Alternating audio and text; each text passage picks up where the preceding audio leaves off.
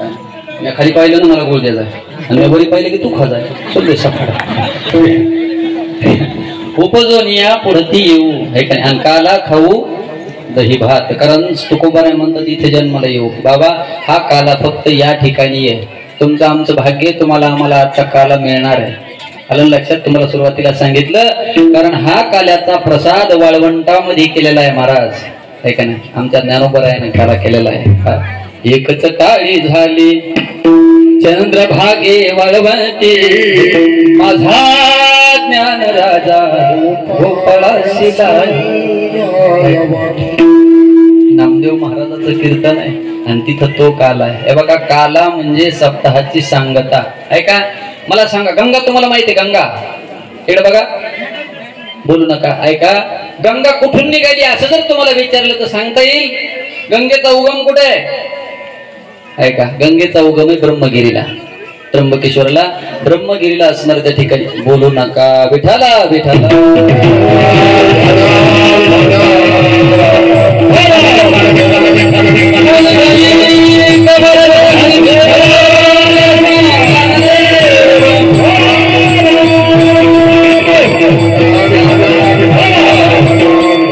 गंगेचा उगम नाशिकला त्र्यंबकेश्वरला झाला आणि त्या गंगेचा जर असणार त्या ठिकाणी पूर्णत्व कुठं झालं असं जर विचारलं तर महाराज मधल्या कोणत्याच गावाचं नाव सांगता येत नाही. कधी ज्या वेळेला ती गंगा निघाली निघून असणार तिकडून पैठणला आली पैठणहून असणार तशीच पुढे ढालेगावला आली ढालेगावहून गंगाखेडला आली गंगाखेडून नांदेडला आली नांदेडहून असणार इकडं आमचं बासरला गेली आणि बासरहून सगळे गावाचं नाव घेत बसले तर महाराज आपल्याला गावाचेच नाव सांगावं लागतील. पण डायरेक्ट सांगितलं बाबा गंगा कुठे गेली म्हणले गंगा सागराला जाऊन मिळाली. आता कुठे गेली मिळाली म्हणजे पूर्णत्वाला गेली. ज्या दिवशी तुम्ही आम्ही सप्त्याचा काला केला त्या दिवशी तुमचा सप्ताह पूर्णत्वाला गेला असा त्याचा अर्थ आहे. तुका म्हणे गंगा सागर संगमे आणि अवघ्या झाल्या उर्मी एकमय. ऐका एका गावामध्ये मंदिर बांधलं मंदिर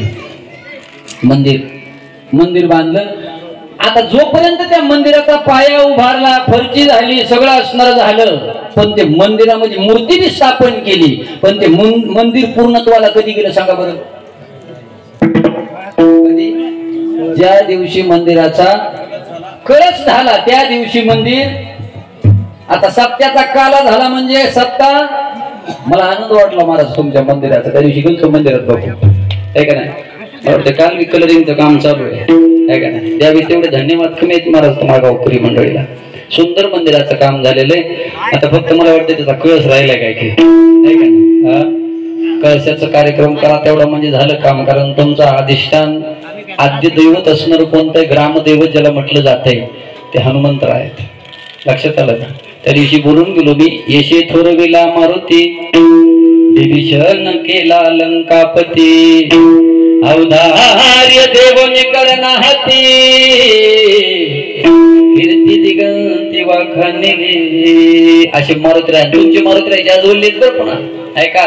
दक्षिणमुखी मारुती आहेत ऐका नाही. जर काही राहिलं असेल काम जर कोणाकडे काही राहिलं असेल तर पट्टी गिट्टी सगळी देऊन टाका राजे हो. कारण त्या बाबाचा जर आशीर्वाद मिळाला ना एक कोपरं जर पिकलं तुमचं तर ते सगळं धुवून काढता येते. आणि जर त्याच्या बाबतीत जर काही केलं महाराज कमी जास्त पण आता मग तिची शेपूट बी फिरती तशीच. आणि या बघा भगवंताचा मार मोका मार असते लागत आहे तर खरी पण दिसत ऐका नाही. म्हणून तुमचं दैवत आहे. कारण गावागावामध्ये गावाचं रक्षण करण्याचं काम त्या बाबाचं आहे ऐका नाही. आता सगळं काम वापरत आहे का बजेट कोण आहे तिकडे पंचकमिटी बाबा सगळं आहे का बजेट. नसलं तर आणखीन करा. इथंच हातवरी करतात लोक. काय द्यायला कमी काय होय बाबा हाय कोणी देणार इच्छुक आणखी द्या असलं तर करा हातवरी देऊन टाका. काय राहिलं असलं काम तर कारण देवाचं काम आहे. अलग लक्षात बर विचार करा ना. आता जावई खरं म्हणजे घेऊन जात असते बाबा. जावई देणार नव खरंच नव मी नाही सांगायलो.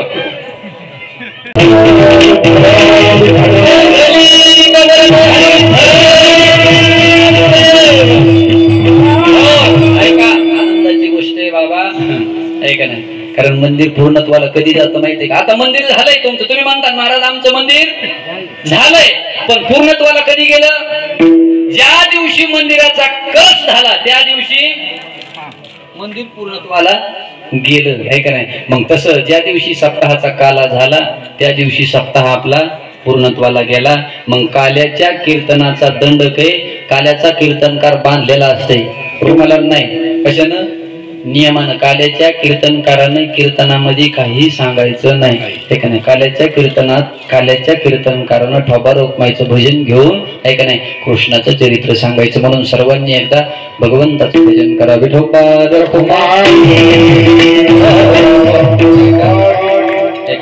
फक्त आणखीन अर्धा तास राहिलेला आहे कीर्तनाचा. अर्ध्या तासात चरित्र करायचंय. मोकळे मनानं असणारा टाळ्या वाजवा. पुन्हा तुम्हाला उद्यापासून कोणी टाळी वाजवा म्हणणार नाही.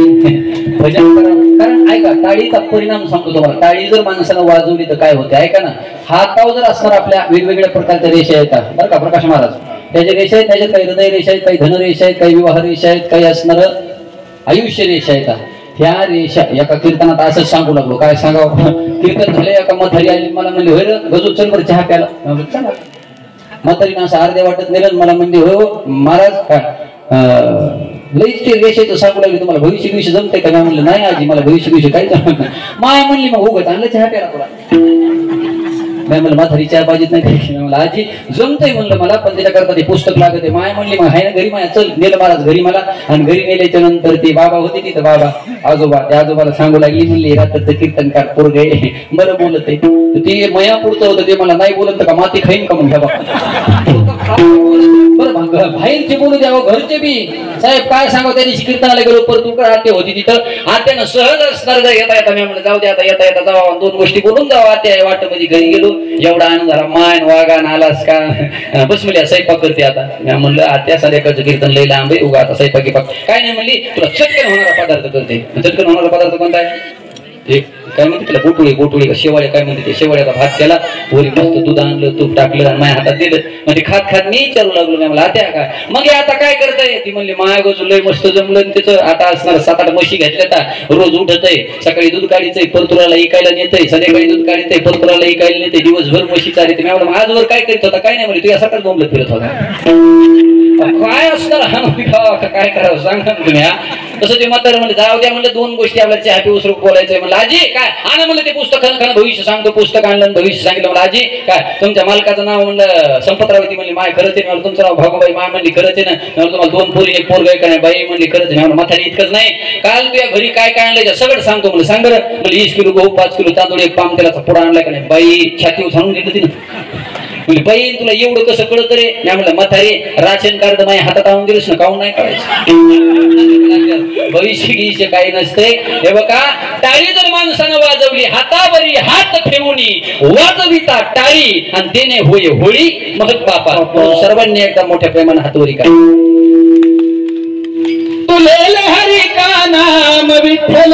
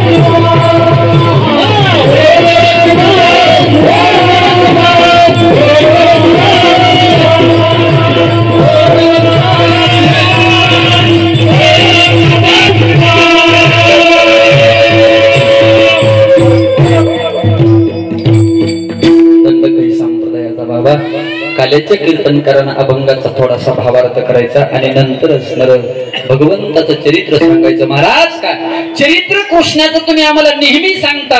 कृष्णाचं चरित्र ऐकल्याच्या नंतर काय होईल ऐका ना. कारण तुम्ही आम्ही अगदी बालपणापासून आज एवढे झालो. बारीक आहे का? जीवन जगत असताना तुमच्या आमच्याकडून बऱ्याचशा प्रकारचे दोष घडलेले आहेत. काय घडलेत बाबा? दोष घडलेत. अनेक अशा प्रकारचे पाप तुमच्या आमच्याकडून घडलेले आहेत. मग कोणाच्या नसणाऱ्या ठिकाणी चोरीचं पाप घडलं असेल, कोणाच्या चहाडी करण्याचं पाप घडलं असेल, कोणाच्याने निंदा करण्याचं पाप घडलं असेल, कोणाच्याने एखाद्याचे भांडण लावून देण्याचं पाप घडलं असेल, कोणाच्या नवे विचाराचं पाप घडलं असेल. अशा अनेक अशा प्रकारची पाप संपूर्ण आमच्या कृष्णाचं चरित्र ऐकलं रे ऐकलं की सर्वच्या सर्व पाप असणार जळून जातात. याला आधार जळती दोषाचे डोंगर, जळती दोषाचे डोंगर.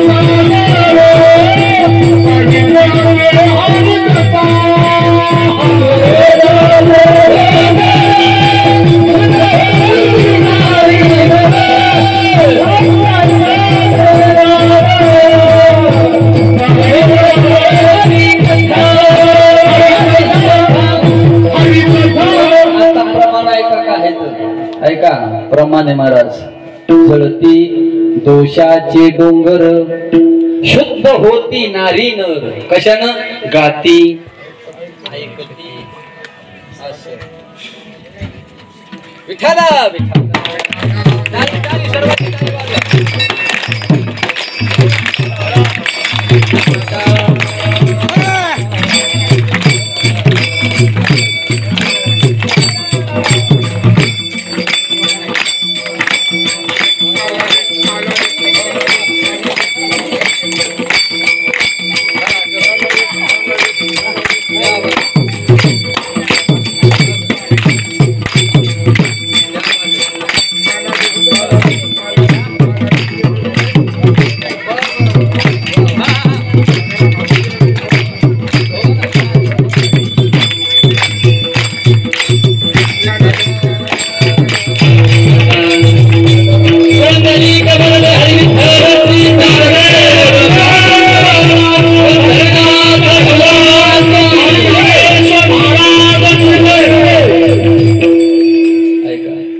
ऐकल्याच्या नंतर गाती ऐकती साधर पवित्र ते हरिकथा. ऐकणाराचे सुद्धा संपूर्ण दोष केवढाले? डोंगर एवढे जरी दोष असले तरी पण काल्याचं कीर्तन ऐकलं की सगळे दोष काय होते? माय जळून राख होते. तुम्ही म्हणता बरं झालं गड्या सांगितलं, आता वर्षभर दोष कळायचे आणि वर्षाच्या कडेला एकदा काल्याचं कीर्तन ऐकलं की शुद्ध. आता नाही जमत का? कारण आतापर्यंत मला माहित नव्हतं, आता माहित झालं ना. इथून पुढे दोष होऊ द्यायचे नाही. आपले झालेले दोष कशानं? कारण भगवंताचं चरित्र श्रवण केलेलं. पण कोणतं चरित्र? कोणतंही चरित्र त्या ठिकाणी श्रवण करायचं नाही. भगवंतानं चरित्र केलं गोकुळामध्ये, मथुरेमध्ये आणि द्वारकेमध्ये. पण त्या ठिकाणी द्वारकेतल्या चरित्राचं वर्णन नाही, मथुरेतल्या चरित्राचं वर्णन नाही, फक्त चरित्राचं वर्णन सांगितलेलं आहे. कुठल्या? चरित्र ते उच्चारावे केले देवे गोकुळी, गोकुळामध्ये असणार केलेलं भगवंतानं चरित्र, त्या चरित्राचं वर्णन करायचे. भगवान श्रीकृष्ण परमात्मा गोकुळात जन्मले, तुम्ही कथेमध्ये ऐकलंय का नाही? त्यावेळेला भगवान परमात्मा असणार मथुरेत जन्माला आले, गोकुळामध्ये असणार नेऊन सोडलं, तिथं असणार भगवंत वाढू लागले. वाढत असताना भगवान परमात्मा रांगत असताना चोऱ्या केल्या महाराज. रांगत रंगली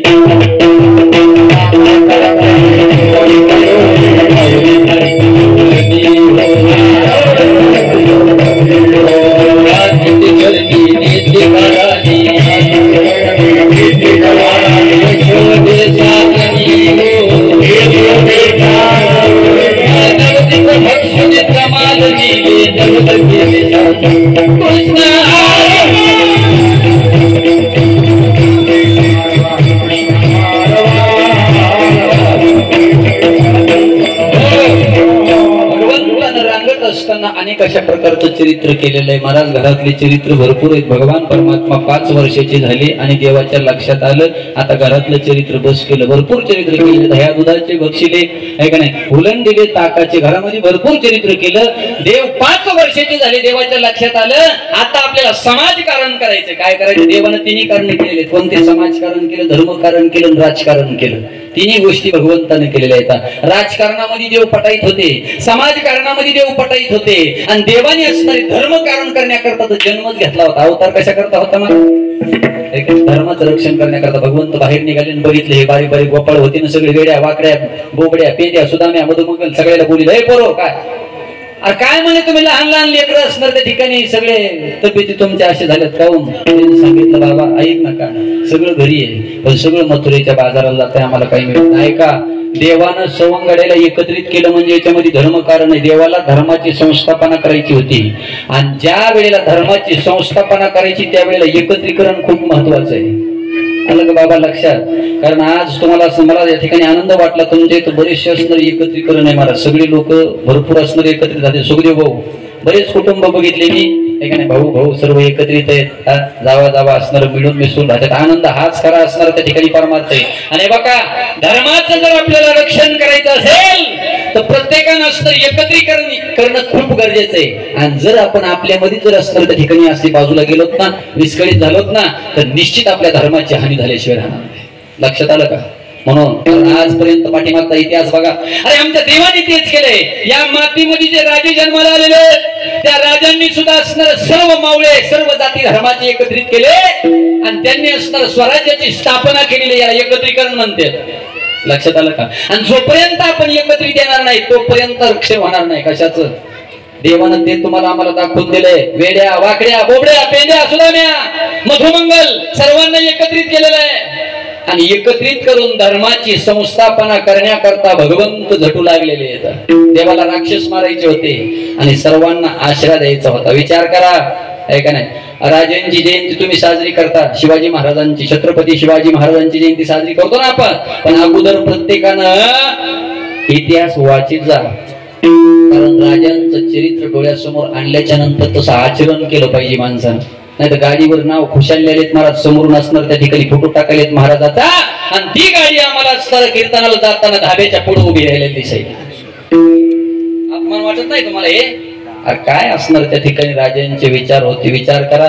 काय कधी कोणाचा द्वेष केला नाही, कधी कोणाचा मत्सर केला नाही, कधी कोणाची निंदा केली नाही, कधी कोणाची चुगली केली नाही. कारण सर्व असणारे लोक एकत्रित केले एक नाही. नजर असणारी राजाची पवित्र होती महाराज. तुम्हाला सर्वांना माहित आहे एवढी असणार सुंदर असणारी स्त्री ज्या वेळेला समोर आली काय वर्णन आलेले तिचं आहे का नाही? ती स्त्री पण माता म्हणून वापस पाठवली. ही असणार त्यांच्या वाणीतली त्यांच्या नजरेतली शुद्धता होती. आपली नजर चांगली ठेवा, वाणी चांगली ठेवा, कारण ती स्वरूप सुंदर स्त्री होती महाराज. काळ्या राती चमकत होत जिच्या रूपाचं ऊन, अशी देखणी होती एका मुस्लिमाची सुन. तिला पाहुनी आई म्हणाला, तिला पाहुनी आई म्हणाला राजा तो शिलवान. म्हणून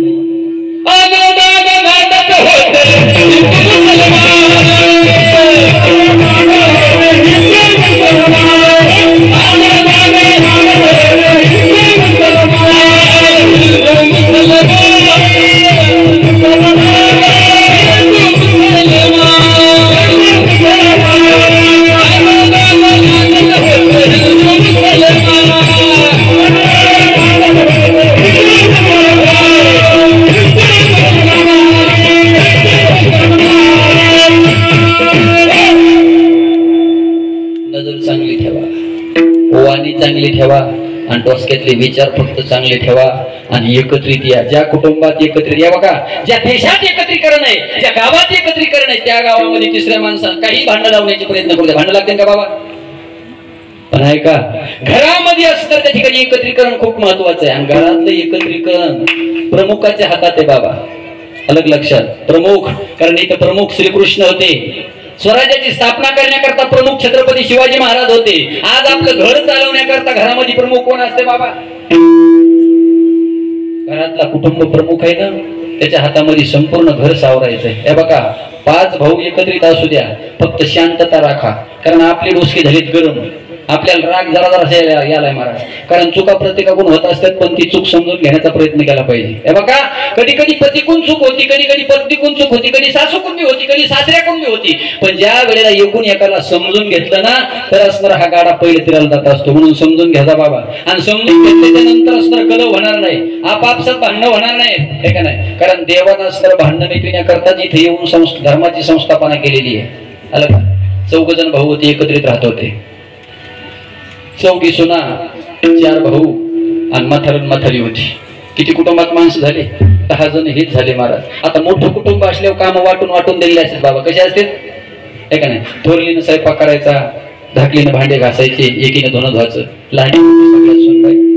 सगळ्यात लहान्या सुनबाईकडे स्वयंपाक करण्याचं काम होतं. तिच्याकडे ते काम दिलेलं होतं. सांगितलं बाई तू स्वयंपाक करी जाय. ती स्वयंपाक करायची आहे. बघा, एकत्रीकरणानं काय फायदा होते. कुटुंब प्रमुख कसा पाहिजे, अलग लक्षात. सांगितलं म्हणजे तू स्वयंपाक करी जाय. तिला स्वयंपाक पटकन उरकीला. एक दिवशी तिच्या गावामध्ये मैत्रीण आली होती तिची एक. तिनं आपल्या मोठ्या जाऊबाईकडे गेली. जाऊबाईला म्हणली, जाऊबाई पोळ्या करून फुल्या, आता भाजी चुलीवर टाकलेली आहे, एक काम करा, भाजीत मीठ कवा टाकते? ते म्हणतात तुलाच माहित, आता मी थोडा स्वयंपाक करीत कवा टाकते? जुन्या काळातल्या माता मावल्या भाजीमध्ये मीठ भाजी शिजत आल्याच्या नंतर टाकीत होत्या. सांगितलं भाजी चुलीवर टाकलेली आहे. काय जाऊबाई, एक काम करा ना, माझी मैत्रीण आलेली, तिला भेटण्याकरता जाते, त्या तेवढं असणार ते भाजीमध्ये मीठ टाका. ती म्हणली मला टाइम नाही. दुसऱ्या असणार जाऊबाईकडे गेली, तिला सांगितलं मीठ टाकता का? ती म्हणली मला वेळ नाही.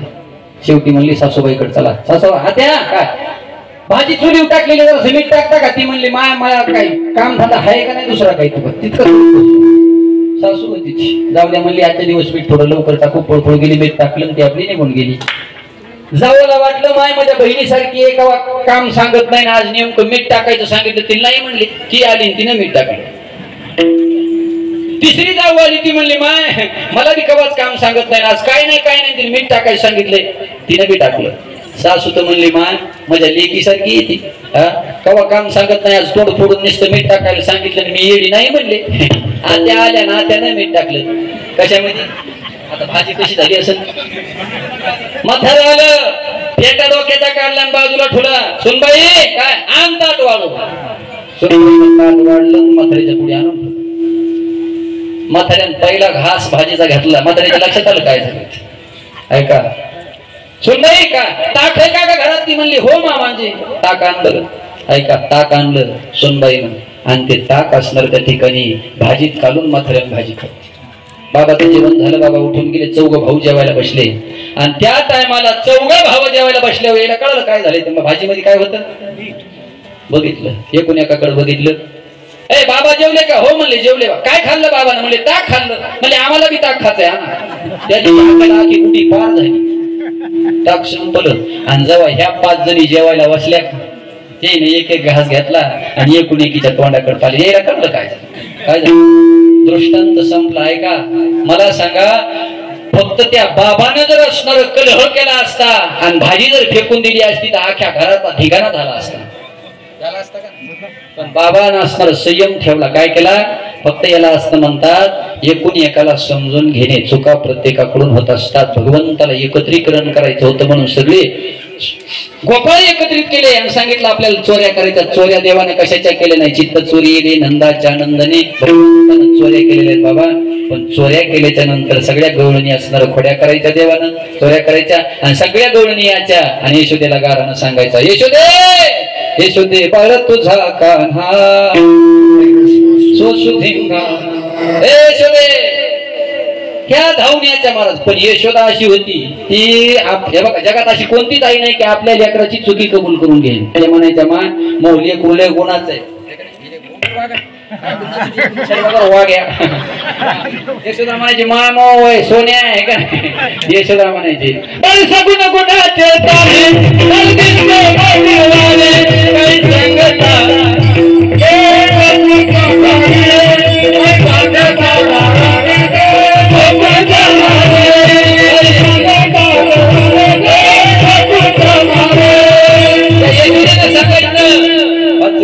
माझे अंगणे ग माझ्या घेऊ कालच ठेका अळगे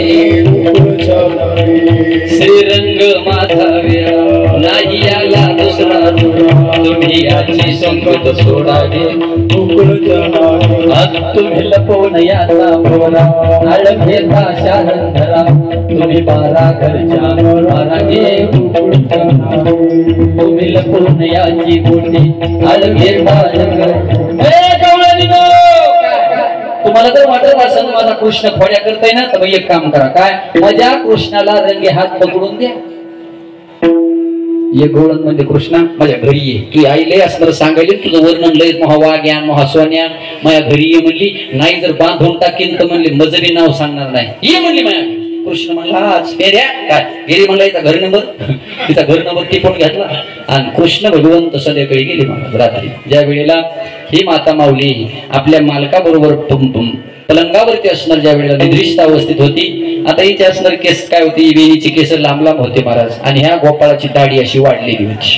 काय केलं देवानं गेले आणि त्या दाढीची आणि वेणीची पक्की गाठ मारली. कोण देवानं गाठ मारली आणि ती जी निरंजनी होती घरातली हे का नाही दिवा दिवाळी दिवा ह्याच्यातला एक बाजूला इकडे घेतला आणि इकडून ठेवला. इकडला दिवा इकडे ठेवला. भगवंत आले निघून. पहाट पहाट गवळणी पूर्वीच्या काळात 4 वाजता उठत होत्या. कारण काम होते महाराज त्याला सडा सारवण हे ते करावं लागत होतं. आता ते सडी राहिली नाही सारवण राहिली नाही दळणं राहिले नाही महाराज. आता त्यांनी गिरण्या निघाल्या हे का नाही. तुमचे दळणं दळायची गेली ना आमच्या नशिबावाले महाराज निघाला तो घेऊन त्या कारण भाग्यवान हे बघा तुमचा दोष. तुम्ही भाग्यवान आहेत महाराज. सगळ्या मिशनी निघाल्या. आता ते पाटे वरवटे राहिले नाही. ते मिक्सर फुरून निघाली. सगळ्या मिशनी निघाल्या ना बाबा आहे का नाही. आता सगळ्या टोटल मिशनी. आता एक मिशन निघाली. पाहुणा आला मिशनीत घालायचा तिकून जेवणच बाहेर निघत. लाईन गेली पाहुणात बोंबलला 2 घंटे मधातच. मिशनीत महाराज भाग्यवान आहे तुम्ही आहे का नाही. सगळ्या गोष्टी आनंदाच्या आहेत. पण पूर्वीचा काळ होता त्या काळामध्ये लवकर उठावं लागायचं सडा सारवण. आताच्या माता मावलेला सडा कसा टाकतील हे माहित नाही महाराज. त्या असा डब्यानं सडा टाकतात पण सडा असा हातावर घेऊन टाकावं लागते. जुन्या माता मावलेला माहित आहे. गवळण ज्या वेळेला सकाळी सकाळी असणार पहाटे उठण्याकरता गेली त्यावेळेला वेणीला असणार कुणीतरी ओढल्यासारखं वाटलं. हो का हे का वय का मस्करी करण्याचं. ते म्हणलं ह्या पा वेणी तुझी मी नाही ओढली मग माझी दाढी मस्त होवनिया मस्त भवानिया माताली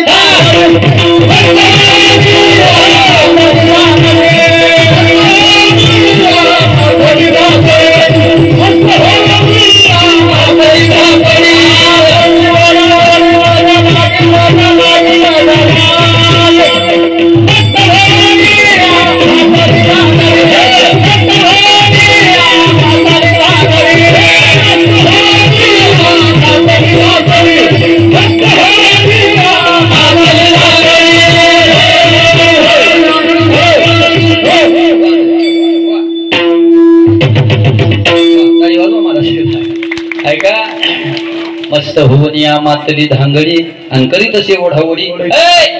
ती म्हणली अहो म्या नाही ओढली. ज्यावेळेस बघितलं चापचन मारा दोन्हीची गाठ दिसायली. माय म्हणली कोण गाठ मारली ती सोड सोड मला पटकन सोड. सोडण्याचा प्रयत्न केला सुटन. ती म्हणली सुटन झाली गाठ. एक काम कर काय आता त्या गाठीला काप म्हणली. ती म्हणली हवा का काय माझं सौभाग्याचं लेण आहे. वेणीची केस आहेत ना सौभाग्याचं लेण आहे. मी माझ्या केसांना शस्त्र लावू देणार. ते म्हणला माझ्या दाढीला मी शस्त्र लावू देणार नाही. हे तव्हाच सांगायलो रे बापा मी. लक्षात कारण ऐका ना माता माऊलींनी जर आपल्या केसांना शस्त्र लावलं ना बाबा डोक्याच्या केसांना तर त्या ठिकाणी असणार आपल्या मालकाचं आयुष्य कमी होत असतं. लक्षात आलं का. म्हणून असणार आता ते ह्या गोष्टी सांगायच्या नाहीत. विठाला विठाला सांगितलं मी शस्त्र लावू देणार नाही. ते म्हणला काम कर आता. का म्हणून पाहिली महाराज. का पिता का पिना जाळीता जळेना. ते मला सुटणं झाली, कापणं झाली, जळणं झाली. काय करावं आता. महाराज ती गाठ कोण मारलेली. देवानं मारलेली गाठ सोडणं एवढं सोपं वाटलं का तुम्हाला. अरे बामणानं मारलेल्या गाठी सोडण्याकरता लोक बेजार आहेत. अवघड आहे. मला देवानं मारलेली गाठ. ते म्हणलं ह्या पाय थांब आता. तू कृष्णाला काही म्हणली होती का. ती म्हणली म्हणले होते. काय म्हणली होती. म्हणली होते तू जर माझ्या घरी आला तुला बांधून टाकते. ये माझ्या घरी. म्हणला मग तिनंच गाठ मारली. आता काही नाही गपची बस उजडूस उजडल्यावर त्याला बोलून आणू आपण. महाराज तर सकाळी सकाळी ते गोसाई बाबा दारात आले. आलोक म्हणून. अरे म्हणले रोज बाई 4 वाजता उठते आज तर कवाड उघडला. कस काय. कडी वाजली. काकू आणा पीठ वाढण्याकरता. त्याला मुठभर पीठ दे. मी तुझ्या मागं दडतो. ते मागं दडलं असं हिनं मुठभर पीठ दिलं. आता हिनं गपची पीठ घ्यावा निघून यावा बाबा. ते मागं करून पाहिलं. आण्या गवळी दिसत झालाय. बघितलं बाबा मला काय झालं की. ते म्हणले ह्या पाय 2-3 मोठी पीठ आणखी आगाव घे. फक्त गावात काही सांगू नको. ते मला आपल्याला पीठाशी मतलब. 2-3 मोठी पीठ आगाव घेतलं. अलीकडे आलं 10-5 पोरं खेळू लागले. अशी पोरायला सांगितलं पोरं काय आण्या गवळ्याच्या घरी हुर्रेव सोंग आले. पळा सगळेच लागले पोरं पळायला. महाराज तिकडं शेवटी कृष्णाला बोलवायला पाठवलं. म्हणले कृष्णा आमच्या घरी येते. म्हणला आपण कोणाच्या घरी जात नसतो. याचा तर इथं या म्हणा. याची बाहेर दिल्ली वाट्यानं बाहेर निघाली. महाराज कशी. आता ही गवळण होती उंच. गवळी होत खुज. हा गवळण असणारी चालायची. महाराज मागून हे तुरु तुरु तुरु तुरु तुरु चालायचं. ते म्हणतात हे जरा दामान चल थोडं एकाने पान जरा दामान टाक पाय. ते म्हणली ज्या वेळेला मी तुम्हाला म्हणू लागले कधी अग्नीला फेऱ्या घालताना दमान चला तुम्ही चलू लागले का. नाही मग आता पळा गपचे. जर असणार लेकर मागे लागलेत. महाराज काय सांगावं. नामदेवरायानं सुंदर वर्णन केलेलं आहे. गवळण गरगर गिरी क्या मारी. आणि गवळी त्याच ठिकाणी असणार हे करू लागला. दारात आले. बघितलं महाराज भगवान परमात्म्याकडे. भगवंतानं गाठ सोडली. अशा आनंद खोड्या भगवंतानं ज्या वेळेला केल्याच्या नंतर आमच्या आई साहेबांना सांगितलं. काय सांगा त्याच्या खोड्या लय भरपूर आहेत महाराज पण वेळ संपली आपली. विठाला विठाला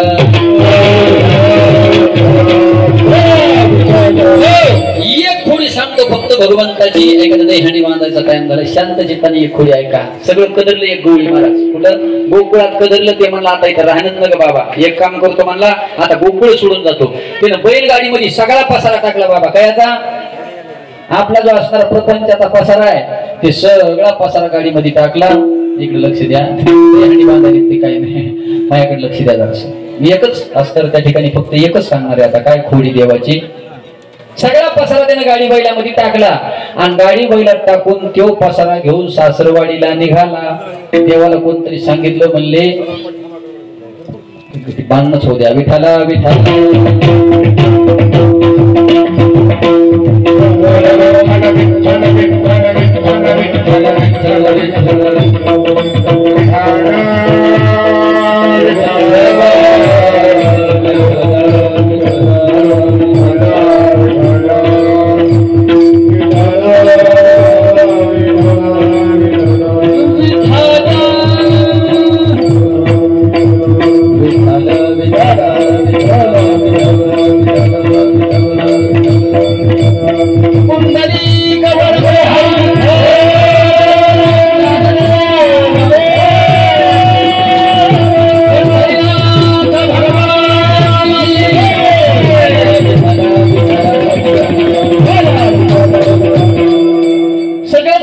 सोडून गेलेलं पूर्ण म्हणलं आपल्याला थांबायचंच नाही.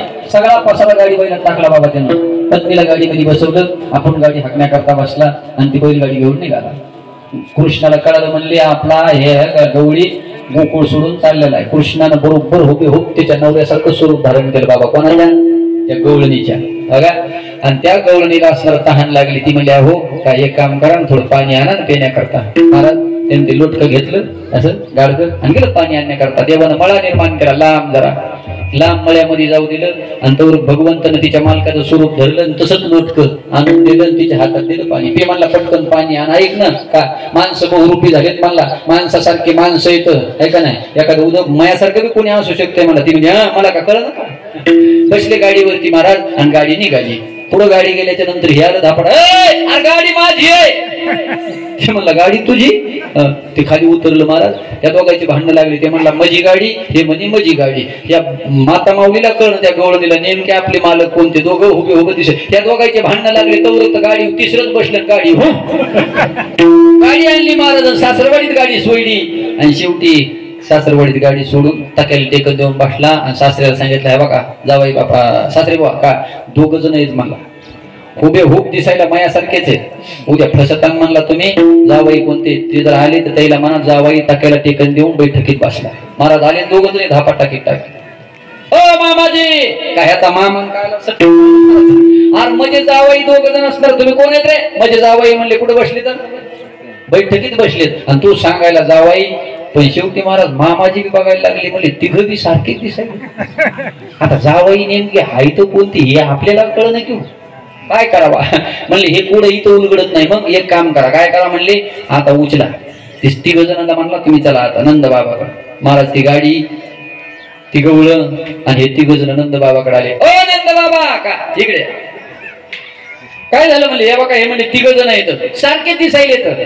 आणि ही गवळ आता माझी मुलगी आहे आणि नेमकेचे मालक कोण आहेत हे आम्हाला सुद्धा कळलं म्हणजे. नंद बाबा म्हणजे मी आता पत्ता लावतो त्याचा थांबा दर्श. एक 20 फूट उंचीची भिंत होती बाबा अशी 20 फूट उंचीची. सांगितलंय तुम्ही तिघ जण आहेत म्हणले. हो ज्याची या भिंतीच्या पलीकडची जी उडी जाईल त्याची ही पत्नी आणि तिची बैलगाडी ज्याची खरी होती का त्याने डोसक्याला हात लावला आणि खालीच बसला. गेली म्हणला गाडी गेली आणि पत्नी गेली. उडी जात नाही आपल्या इतक्या वरून काय करावं. शेवटी जे दोघ जण बहुरूपी होते का पळपळ आले महाराज आणि फडाफड पलीकडे उड्या टाकल्या. हे खरं बसलं खाली बसलेलं. नंद बाबा म्हणले तर उठ काय करते बाकी तुझी पत्नी आणि हे बैलगाडी. ते म्हणले आणि गपचीप गोकुळा करायचं. तू जर गोकुळाच्या बाहेर निघाला तर म्हणले हे असणार देत तुला गोकुळाच्या बाहेर जाऊ देता देत नाही कारण हे आमच्या सुपुत्राचा पराक्रम आहे. अशा अनंत खोड्या भगवंत करू लागले. शेवटी देवाच्या लक्षात आलं काय का नाही आईच्या लक्षात आलं. खरोखर म्हणले हे असणार खोड्या करायला. आता एक काम कर कृष्णा बाद झाल्या म्हणले तुझ्या खोड्या. आता तू शाळेत जाच. त्या काळातली शाळा म्हणजे कोणती होती आहे का नाही. भगवान परमात्मा काही राखण्याकरता निघाले. सुंदर शृंगार केला देवाचा महाराज. पायामध्ये घुंगर बांधले. गौरणी त्याला नाचा लावित होत्या. कोणाला कृष्णा. त्यावेळेला खांद्यावर कांबळी टाकली. भगवान परमात्मा गाई चारण्याकरता निघाले. खान द्यावर जे काम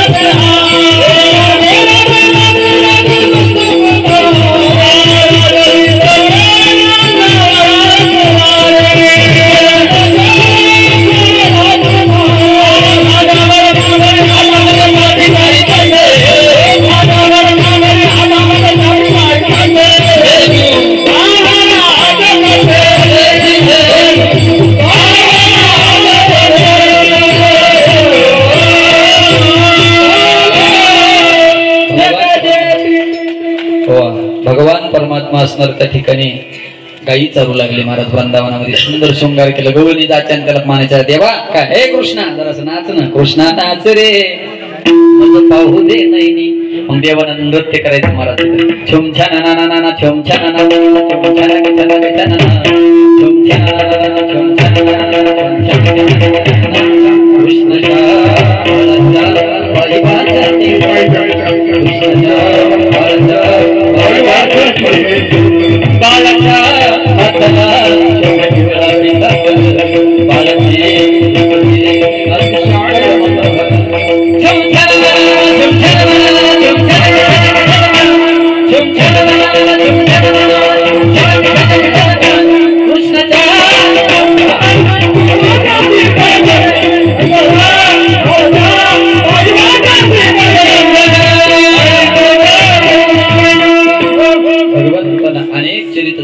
केलेले. तर एके दिवशी सर्व गोपाळी ज्यावेळेला असणार गायी, हे बघा गायी म्हणजे कोणत्या आहेत लक्ष द्या.